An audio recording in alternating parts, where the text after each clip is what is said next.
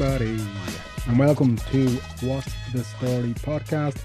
This is WTS 315. My name is Danny Murray. My name is Graham Merrigan. Have you got a bit of a cold, Graham?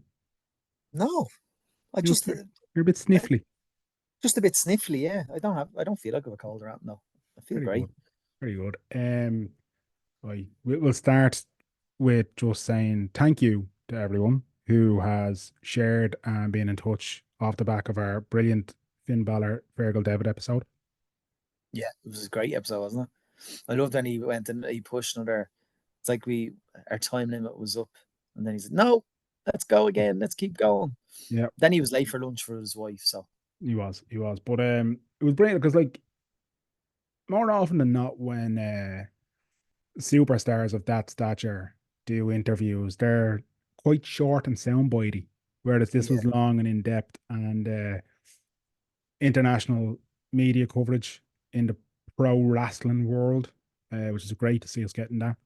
But the amount of snippets that have been taken from contract lengths to dream matches to all kinds of other bits and bobs. So great interview. If you haven't listened to it, go back and give it a listen. It was great. yeah. Great. I didn't expect the level of coverage I got off the worldwide wrestling media, which was a pleasant surprise. Like heavy hitters like Fightful and Wrestle Ops and Wrestle Purists and Post Wrestling's article was fucking huge. Like, yeah, they gave an extended shout out to us and a transcription of Fergal's words, so that was just fucking deadly. But he's an absolute gentleman. You forget how far he's come, and you forget even like, well, during the week I was reminiscing and remember even I know I've repeated myself, but just allow me this. It was surreal the first time we interviewed him, and I got to I picked him up from his mother's in my little Ford Focus. Got to the red light at Ballyrack Village, and he gets his phone out and he says, "Oh, it's just Hunter texting me. He's in some store. He was in a store on Christmas Eve, and his daughter bought my figure." And I'm trying to be cool, like that's really normal to hear. I'm driving past Cambo, and I'm like, "What?" Yeah, there you go. That's like Triple H. Yeah, me and Hunter are tight. I was like, "What?" Nice. Yeah, he's he remains extremely normal, and that is meant in the most complimentary way I can, and he was just such a gent and just very down to earth in all of his conversations with us over the years. He has been, but just particularly last week, given he's currently a world tag team champion, he has millions upon millions of followers all over the world, millions of people watching him do his thing. He could very easily develop an ego and get an inflated head. Absolutely. Some people get that off the back of a very short stint on Fair City, but Fergal has maintained his humility and his just general likability, and seems and is like just a great guy. So yeah. And it was mad because there was one specific question where I was trying to put his modesty into working in the States as an Irishman with, do you remember? And I was when we were chatting off air, I put it out, not like, and he was talking and answering. He's like, "Actually, this is content. Do you remember that part?" And then Shane texted me and was like, "That was my favorite part." And Shane was like, paraphrasing, how do you with an Irish conscience work with these American pigs? That's exactly how I was supposed to say it. Absolutely. Come here. I'm gonna break away from the Fergal David chat just because Yes. I have RTE on here in the background in the build up to what will hopefully be a fantastic evening for the Netherlands. Subtle. Whoever the guy on graphics is for RTE, I want to give him just absolute subtle genius because they're currently questioning Harry Kane, and is he up to it at the moment? And the caption on the bottom of the screen was, "Is Kane able?" Kane able. Very good. And like that, if he didn't have a little wry smile on his face, chef kiss, kudos. What Kudos. was the Ronaldo one from the BBC a couple of last week? Oh, something missed penalty, something to do with missed penalty. It was very good. Mistiano Penaldo, I think it was it? Something like that. And the old, yeah, Mistiano Ronaldo. Yeah, something like that. There's people giving out about it. Come on, get Yeah, off it. Like, come on. I think it's because it was the Beeb. I think it was because the Beeb. yeah, probably. I think you need a COVID test or something, Graham. Very sniffly. Yeah, I don't know what it is. I'm just feeling a bit cold. I had a nap after work today and I woke up a bit snuffly, but I feel great. Yeah, I don't know now. If your smell or taste goes, Graham, that's it now. It's off to the COVID hospital with you. Yeah. Are you Um, over your COVID stint? me taste and me smell hasn't gone back to full power yet. Really? Yeah, yeah. Like I'm not like so for there was about a You're week on a there. longer streak than the Undertaker. Yeah, listen, but there was about a week there where I was hopping jalapenos into absolutely everything just to get some sort of sensation. But now I can taste a bit again and I can smell. It's funny, right? I think I said this to you. I can't remember, but it was weird, right? Because I tested negative on the Thursday morning, which meant I got to go see Pink in Lansdowne Road, Newark, Oh, right? that's right.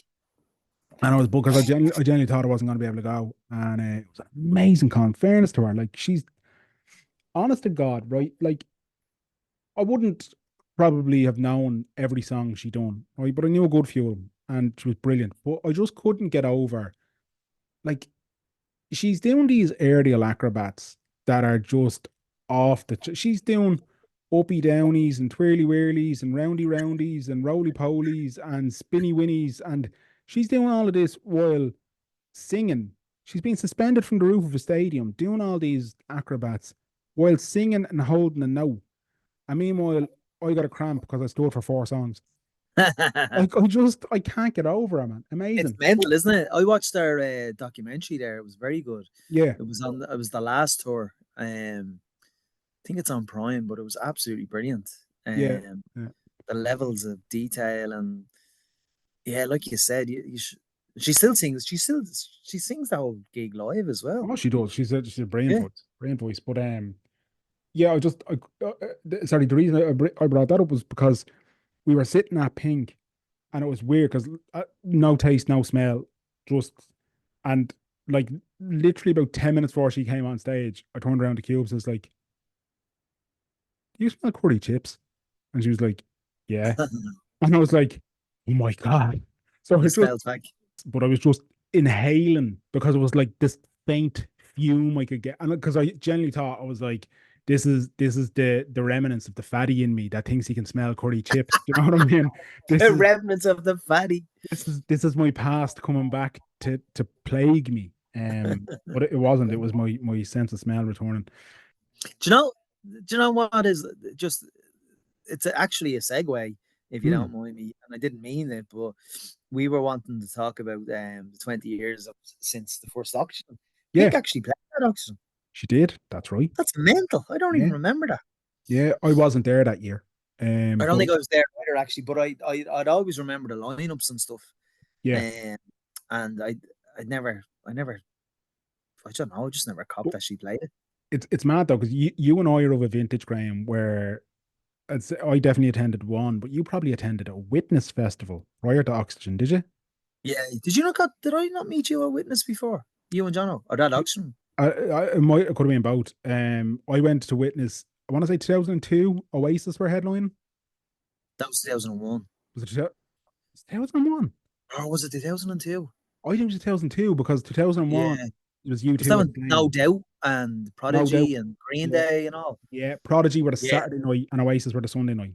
That was a whitewash though, wasn't it? The Saturday was, yeah, it was brutal. Saturday was a shit show. That was in it's usually where is it usually? Fairy House. I think that one was in Witness Punchestown. was in Ferry House, and then for the last year they moved it to Punchestown, and then Oxygen was in Punchestown from Yeah, 2004, I think it was. Yeah, because Fairy 20 House was a years. Yeah. shit show. They remember the facilities for me were fucking non-existent that year. Ah, Jesus, And I then can even imagine. with the mud, like I remember going into a toilet into the main Fairy House building Yeah. just to get rid of some of the mud off the wheels. It was a fucking disaster. Ah, no, We fuck. got the bus home that night and then back down the next morning. You and John camped, didn't you? Yeah, yeah. So I went one year then with the lads out of school. I think I want to say that was 2006, and it was a fucking disaster of a year. I actually Is think that that the Who? was it the Who. No, it was the Chili Pepper. Yeah, oh, it was the Who. The Chili Peppers and the Who. Yeah. Yeah, it was. I think James Brown as well played about 12:30 on the Saturday night. I know. I don't think I even went. I don't think I went to see James Was Brown. it Muse on the Saturday night? And then James Brown came out at about 12:30 on the I main know stage. Kasabian played because I wanted to see Kasabian. I remember that all right. Um, The Witness was the one where Amy Winehouse, we went to see Amy Winehouse and she never showed up. It was good. It was the only chance I'd got to see her live. yeah. But I remember Richard Ashcroft, I think, played in '06 as well. Yes, that's right. Yeah, that But was he played the second stage. yes, yeah, I think was it the NME stage they used to call it? Enemy stage. Yeah. What year are you saying that is? 2006. Yeah, I'm pretty sure. Yeah, I'm pretty sure that was the Chili Peppers It was, and yeah. Muse. Was It, it wa- Muse as well? it was definitely the Chili Peppers and definitely the Who. I think Muse might have been Who? 2008, although Muse played it a good few times now. But in terms of headline and, do you know what I mean? Who? The Who, yeah, the Who. I'm pretty sure that was the year as well that James Brown came out and everyone was absolutely loving life. Quite possibly. Yeah, I don't When remember. I know 2008 David Bowie played it because I remember missing that. I didn't go that year. he played 20 years ago as well, didn't he?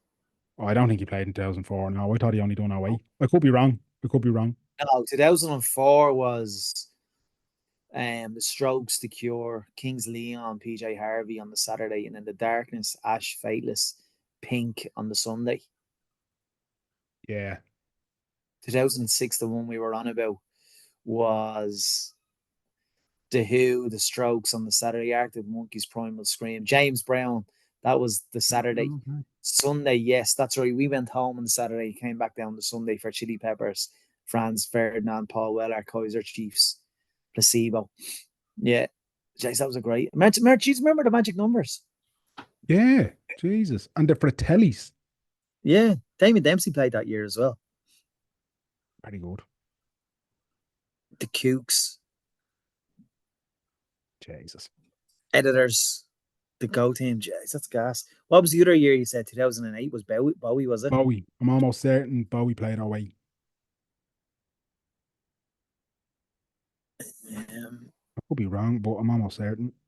Because he did headline it one year, didn't he? Kings of yeah, he did. Kings of Leon on a Sunday night. Kings of Leon, REM, The Verve, Rage Against the Machine, Chemical Brothers, Kaiser Chiefs, Prodigy, Amy Winehouse, Ian Brown. Don't think it's Bowie. Oh, so Oh, sorry. did The Darkness replace Bowie one year? No, hang on a second. I'm getting my ears mixed up then. I did go in '08 because I remember going to see Kings of Leon. I remember seeing it was the only time I ever got to see REM. And I fucking loved it. And Rage Against the Machine on the Sunday was bananas. Me and Oh, I John remember went. that. Um So and oh 04 was Bowie. it was '04. Yeah, yeah. He was 20 years ago. He was on the Sunday. The Jesus. Saturday was The Strokes, The Cure, Kings of Leon, PJ Harvey, Divine Comedy, Franz Ferdinand, Scissor Sisters. Then Sunday was Bowie, The Darkness, Ash, Fateless, Pink, Black Eyed Peas, Hot House Flowers, and the Saw Doctors. Wu Jesus. Tang Clan played that year as well. Um, 2009, I think it was, or was it 2011? No, it was 2009. The Killers played. Now, the Killers, I only got to see them a couple of weeks ago for the first time in person. They were fucking amazing, right? they're brilliant live, But yeah. but MTV broadcast their Oxygen yoke live. Oh yeah, Yeah, it's brilliant. I remember that was '09. Yeah, Yeah. But that's when it changed from Saturday Sunday to Friday Saturday Sunday. no, '08 did on Friday. Oh, did they? Sorry. Because yeah, that's what I was saying. Because the Kings of Leon, where I think they were one of the nights, RDM were the other night, and Rage Against the Machine then were the Sunday night.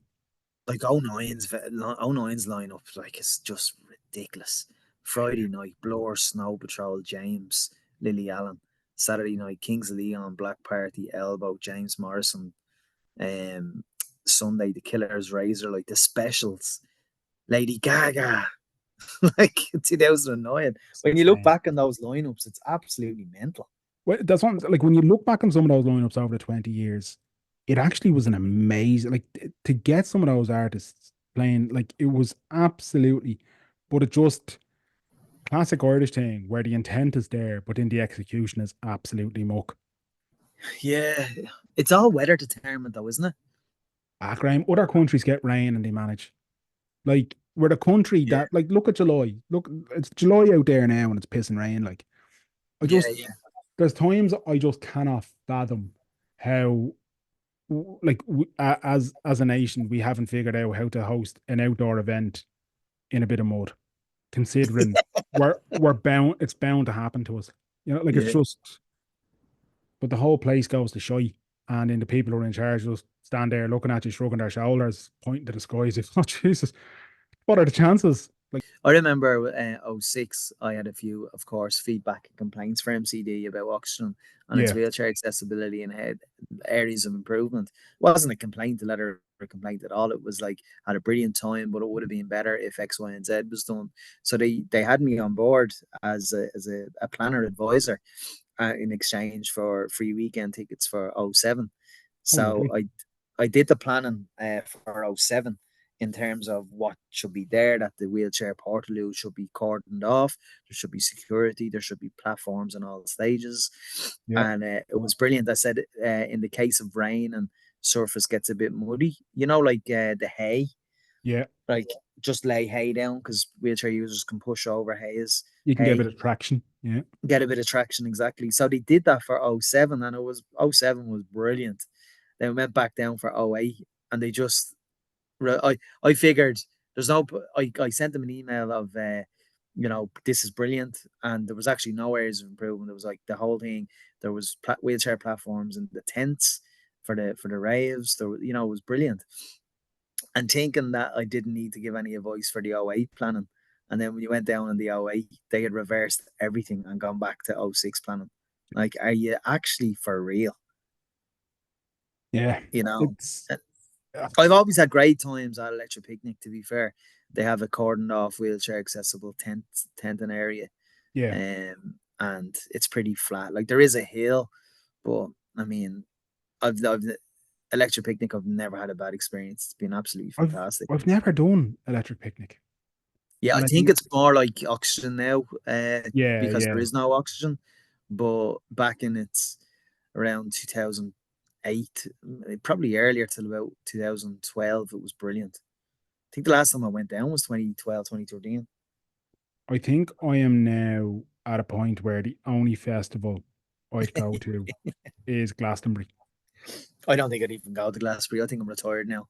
I think it's the only one that I'd consider doing just to say like I went.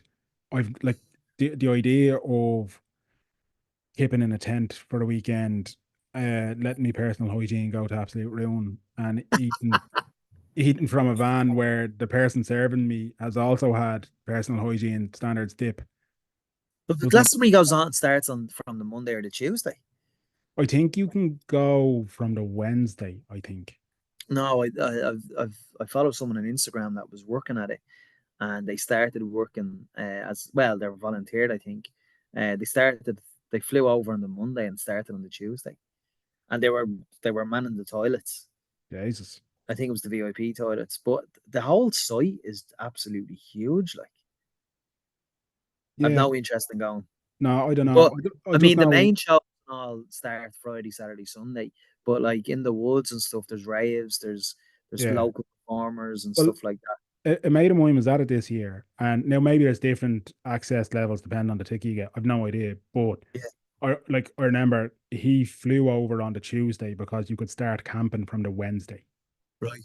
So, but yeah, I don't know. I think it's the only festival that I would consider. But even at that, like I watched it this year. I watched Coldplay and I watched Dua Lipa, and I was looking at it and I was like, Very underwhelming, I thought.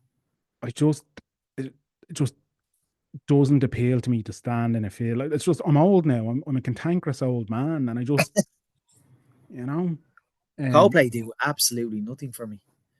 I'm going to see them, and I'm looking forward to it. Yeah, Yeah, like I wasn't. I think the thing because Glastonbury's a festival, I think it's always going to be a different sort of feel to it if you're seeing like just a band doing their own show kind of thing. Yeah. So I wasn't overly. It wasn't as good as I thought it'd be watching it on the telly now, I have to say. But equally, I'm still looking forward. I've never seen them in person, so I'm looking forward to it. There was a couple of there was a couple of performances that I watched like last summer that were brilliant. Fontaine's I thought were brilliant. I Mary Wallopers can't were get it. brilliant. I think this is where again that cantankerous old man is coming out in me because there's all these budding Irish artists that are coming through that I'm sure are brilliant, and I'm sure it's just my taste buds. Maybe it's a COVID thing, my taste buds not being back, but I just like that. Like the I'm not doing the whole thing when you're 13 and you suspect your mate likes Westlife, so you give him a bit of stick, even though you secretly sing along to You Brian are like that. James.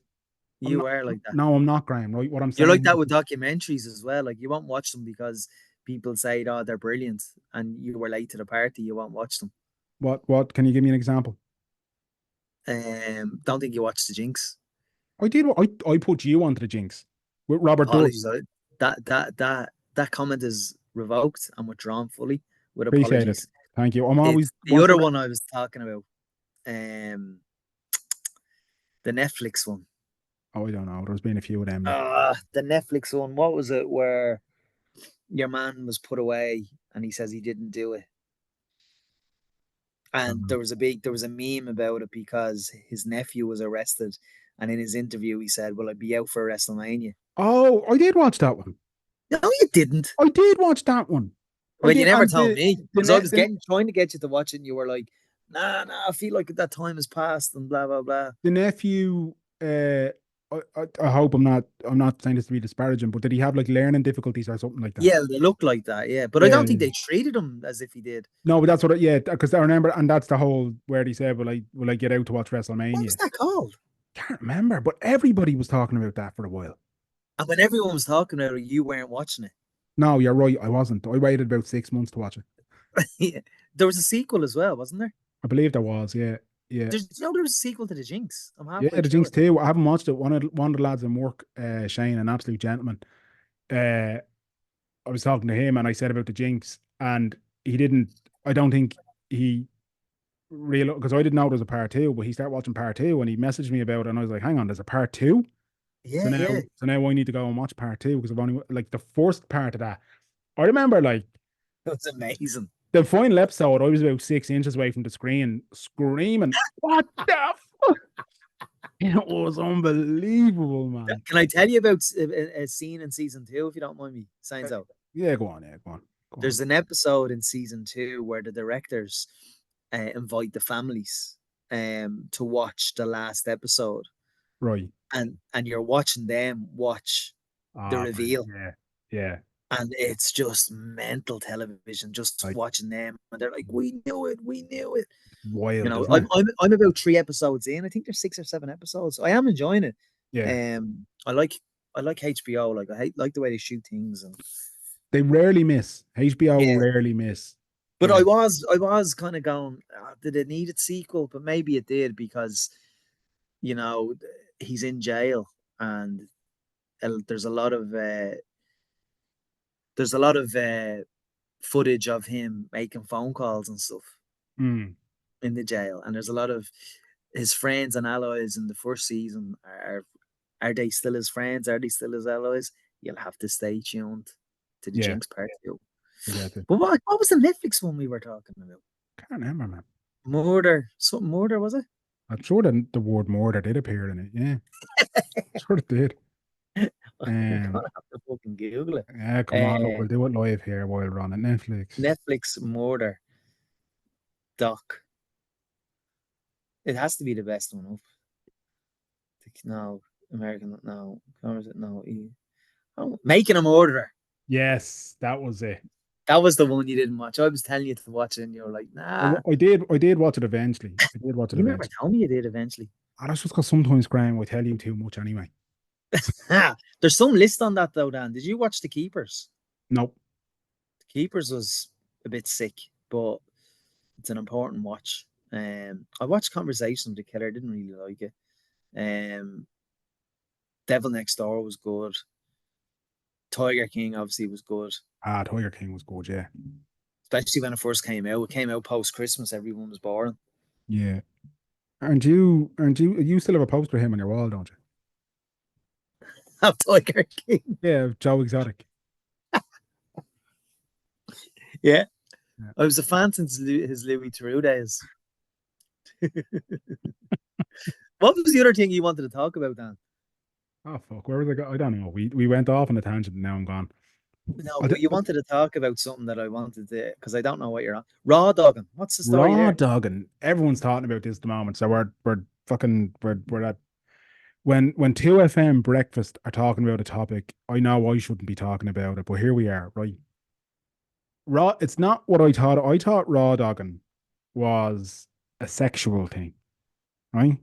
Yeah, Apparently it's not, at least not anymore. It is now like it's all lads, right? It's all men doing this, by the way. I haven't seen a single woman talk about this yet, or a married woman for that matter. I just haven't seen a woman in general talk about it, right? It's lads bragging about getting on a flight and raw dogging it. And what they mean by that is no entertainment, no headphones, no nothing. Just either staring at the map on the screen or staring at nothing at all. And there's lads going on and go, just done a 7 hour flight, raw dogged it. Just done a 15-hour flight, raw dogged it.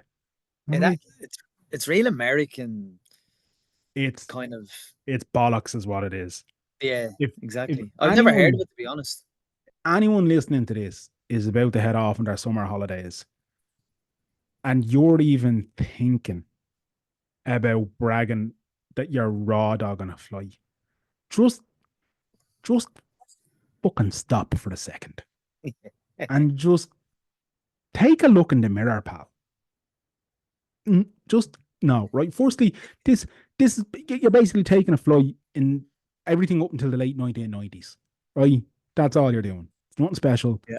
But also, why is this a thing suddenly that men are?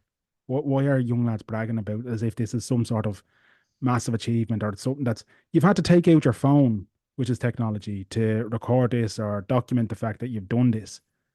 So, like, you're defeating the purpose from the start. But equally, like, is this just the latest round of the Andrew Tate style fucking faux masculine? Look at how powerful my mind is. Bullshit. The idea, the fact that that man has influence over teenage boys is fucking revolting. Ah, I mean, bananas. I've. Did you watch the Channel 4 documentary about him? No. It's utterly vile. He is a vile human being. Mm, And the documentary is fucking sick. You yeah. know, the idea of I know you don't like him, but he was right in what he said. No, I don't care what he No, he said. fucking wasn't. Would you stop? I don't care what he said. And people like he's up for sex trafficking and all now. So Yeah. the idea that that kids, teenage boys, 15 to 20 are potentially being influenced by this man it's a fucking sad world. Like, Look. a The, the misogynist fucking pig. the internet is amazing for so many things, and then stuff like that comes along, and you're like, this is why the internet's a problem. Yeah. Um, I just don't get it. I don't get, but I think this raw dogging thing that's uh, it's hashtag trending. Um, Well, I hope this is the last we hear of it because I haven't heard of it until now. yeah, it It popped sounds up. like an American college jock thing. Like yeah, but it's just I'm baffled by why people think that's like if you want to get in a flight and you want to spend 15 hours doing nothing, then grand, do that. But like you I don't need don't to think take all out of your that, man. phone, document it, and then humble brag about it on the internet as if it's some sort of achievement. You Yeah, know what I mean? Like it's not. It's you're being a wanker. You know what I mean? absolutely. Danny, we are, when I say we, the Irish men's national team have a new manager. It was Mhm. announced this afternoon At 2:30. at 2:30. They're great with their statements, Lol. aren't they? Lol. Aren't they? The FBI are great with their all the main Irish football journalists at the Euros, and the FBI announced today, we got our man. Yeah. How are you about this? And like, I mean, it's the appointment. Look, I'm gonna hold fort until see how he gets on. His first matches against England, he was part of the Icelandic management team that beat. I think he was a joint manager or assistant manager, whatever, when Iceland beat England in 2016. His first matches against England. What's his name again?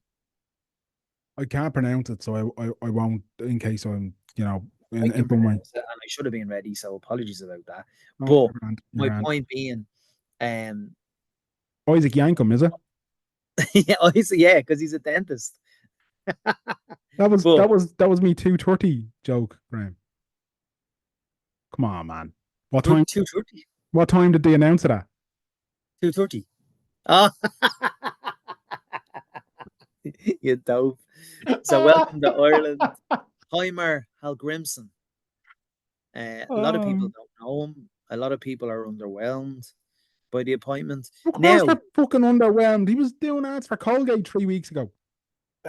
Olympic gold medalist Kelly Harrington, her brother is a coach, nearly a pro licensed coach.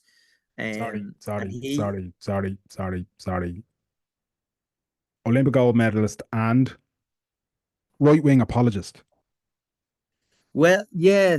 I mean, she did do an interview, a full spread interview that I read, and she was very apologetic about that interview with Off the Ball. After her PR team Um, had been in touch and coached her to bits, I'd say. yeah, I mean, I read her interview and her apology, and I thought it was decent. I didn't think she had to do it, and she did it. Um, but yeah, you're right. But yeah, her brother Chris Harrington is a coach, pro license coach, and he was based in Iceland for a while. But it's interesting that he called for this guy Heimer's appointment in 2018, and now what's happened? Mm, It's still underwhelming. very. Yeah, I don't know. I don't know. I would have loved. Now I'm saying this on the basis that it would have been successful, but there's no way of saying that. But I would have loved the Roy Keane John O'Shea ticket. Look, I honestly, I think the problem that Don't think we can afford that though. probably not, and I think the problem that we're going to have here as well is that no matter who came into that job, it's going to leave a lot to be desired. Because one, we weren't going to be able to attract the caliber of coach that fans would have been like, oh, class, and two, we just don't have the resources to bring in somebody who wouldn't be underwhelming. I think the best case scenario would have been a John O'Shea type ticket. But the fact that they've gone with this fella, as credible as he may be, and he may, Well, I don't think John actually has the experience, and I would have been probably underwhelmed if he was given it as well. But at the same time, I think like having heard Roy Keane say that he wanted it, um, and they'll probably talk about style of play or whatever. like, in fairness, right? Like, Um, but imagine those players' reaction when Roy Keane's their coach. Like, well, I mean, it depends on who you talk to. Look, I love Roy Keane, and I've always been a Roy Keane fan. Like, do you know what I mean? But I think that the reality is, with the exception of the Sunderland gig, yeah, yeah, Roy's yeah, management hasn't it, and the Sunderland gig was what, 2005, 2006. So yeah, you're yeah, talking nearly 20 years since he, and like that, I would love nothing more than for Roy Keane to be successful as a coach and as a manager. But yeah. he, It's a very fair point, and I agree with you actually. Um, and I won't fully withdraw mhm. in my dream ticket. No, no, I wouldn't But expect you to. what I will say is my reasoning for that is because I think international football would suit Roy Keane. I could be wrong on that Yeah, now. I could be completely wild. I actually, Danny, don't know who the ideal candidate would have been. and that, I suppose that's a much better way of me trying to make the point that I was trying to make in terms of trying to attract the caliber or a Yeah, coach of, because like the reality is, one, the FEI is broke. Two, it's a shit show. So who's going to want to come into that? I mean, yeah, if you look at the Jonathan Hill situation alone, that's enough to make you go, I'm gonna fucking pump the brakes. Like, I don't know. Look, I'm very underwhelmed by disappointment because I've no idea who your man is. But equally, the realist in me is saying, what were you expecting? exactly. Yeah, So I didn't like, but your man Heimer. as well. Like he's recently coach of Jamaica Right. in the Copa American. They didn't win any matches, but he also tried to recruit Mason Greenwood to Jamaica. He tried Can't blame to a guy for trying. so he tried. So I don't know about like is he a nonce? Is he a wrong one? Is Mason Greenwood just because he's still with the girl? We all listen to those Yeah. tapes, you know. So is there?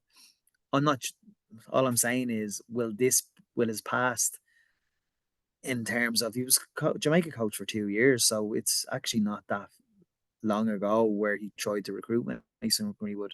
Be interesting to see would that be brought up in his current new job in terms of press conference and Yeah. interviews and stuff like that. Because I think he might have quoted like, "God, Jesus said this about forgiving people that have sinned," type thing in his. That got to do with that. This is our new coach. This is our new If coach. if I'll read it. He said, I just look at the person. Oh wait, there. Asked about whether Greenwood's legal case would impact the decision to bring him into the Jamaican team. Hal Grimson said, "Then that will then be up to the federation. It's not the coach who is going to answer for something like that. I'm not an expert in this. I just look at the person. I think what he has gone through in the year and a half since it happened is worse than I can imagine being in the press and on social media. I can only imagine what he has been going through. The case went through stages and the case was dropped. So it's not up to me or anyone else to judge him on that. There was no less a person than Jesus Christ who said, those who are without sin should throw the first stone. Whatever happened, everybody at least deserves a second chance. And I know that all eyes are on him."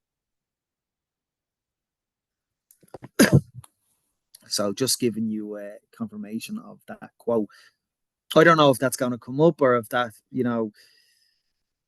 I mean, like look, the Greenwood situation, it was a shit a show. shit show. And if I was coach of Jamaica and there was a possibility of me getting a world class footballer with a sketchy background, I probably would have went for it as well, to be totally honest with you. If my tactics and football manager over the years ran to go, boy, I'd accept anybody who'd bang in a few goals. Do you know what I mean?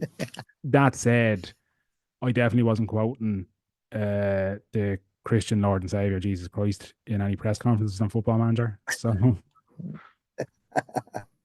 uh, He might try and recruit Mason Greenwood for Ireland. listen, if he has Irish lineage out there, and him and Adam Ida might be a decent partnership up top. Who knows? I don't know. I wouldn't be overly joyed about seeing him in a green jersey, just because he doesn't seem like a No. decent character. But yeah, I don't know. Look, I wish him well, and I want nothing more for Ireland than for Ireland to qualify for a major tournament. Imagine he won the first match against England. Jeez, he'd be a hero. Well, he does have a bit of a baptism of fire there, doesn't he? Yeah. What we've got 3 games between now and November, is it? Yeah. So, We have England, Finland, and Greece. so not beyond the realms of possibility for one win, one draw, one loss there, right? That would be, I would say, a decent return.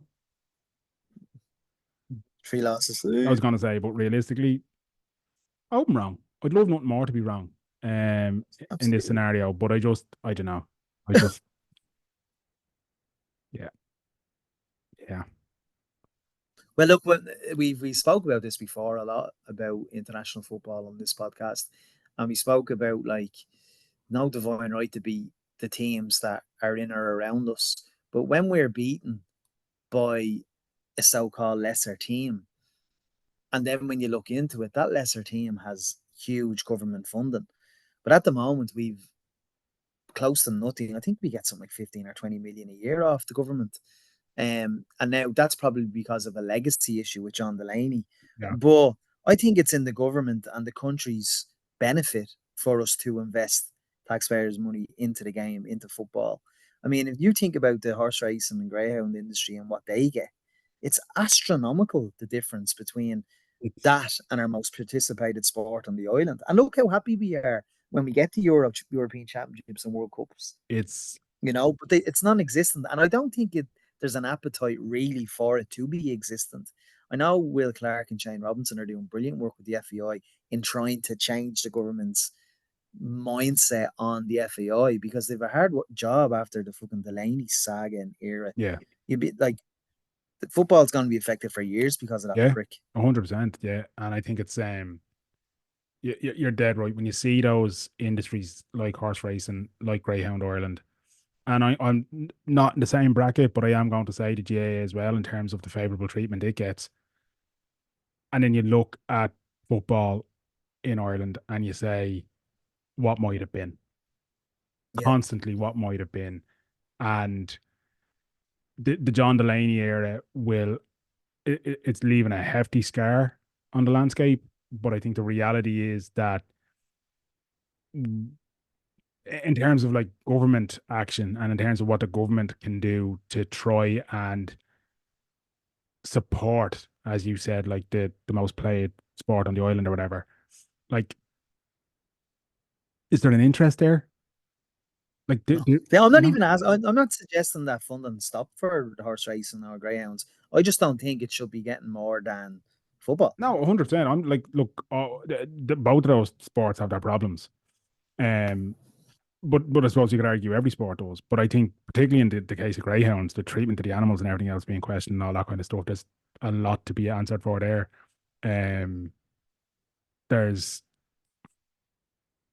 look, I can't fathom how little time football gets in government corridors in comparison Oh, what a goal! to other sports. Good Lord. Goal! Holland won, England nil after 6 minutes.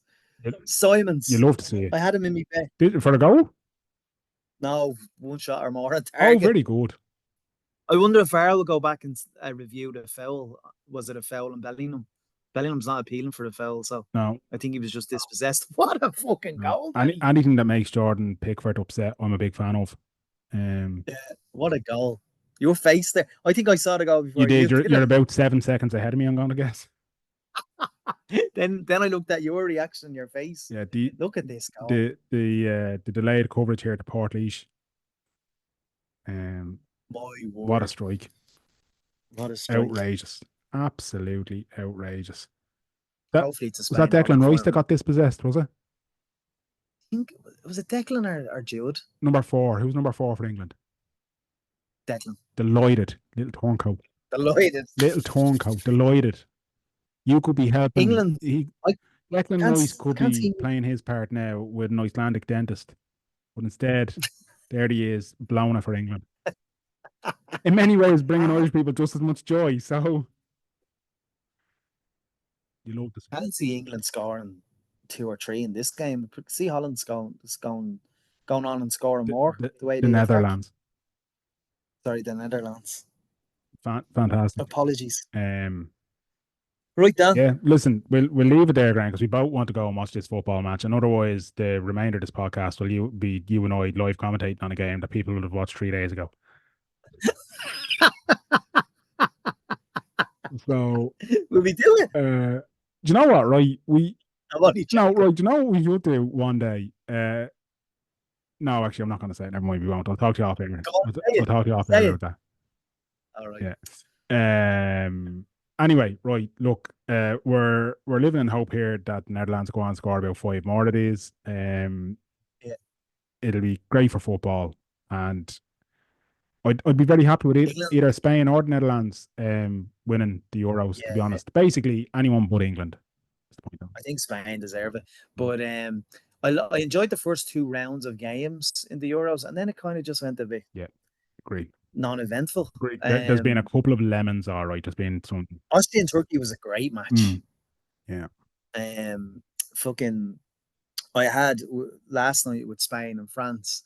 We had 2 screens because Rovers were obviously in Iceland against Vikingur Mm-hmm. in the first round of the Champions League qualifier, and they got a great 0-0 draw. Now, considering how Rovers have been playing in the league and all the injuries, that I thought was a great result. So bringing them home to Tallaght next Tuesday and a win will be absolutely fucking huge. A win would see them play Sparta Prague in the next round, Right. and then a defeat to Sparta Prague would see them at least get the Conference League playoff and 2 more ties. Because they'd still have a crack at the Europa League, and they lose that, they'd have a crack at the conference playoff. Right. So it's a big night in Tallaght next Tuesday. Anyone around should go. Anyone fan of football should go and support the mighty Hoops, the 4-in-a-row champions, Shamrock Rovers. Free kick from England here, Danny. What do you think? Absolutely nothing will come of it. Lovely. Yeah. Anyway, right, that's enough Shamrock Rovers propaganda for this week. You filled your quota. Congratulations. Yes. Thanks very much. Thanks for allowing me to do that. Listen, it's a special occasion.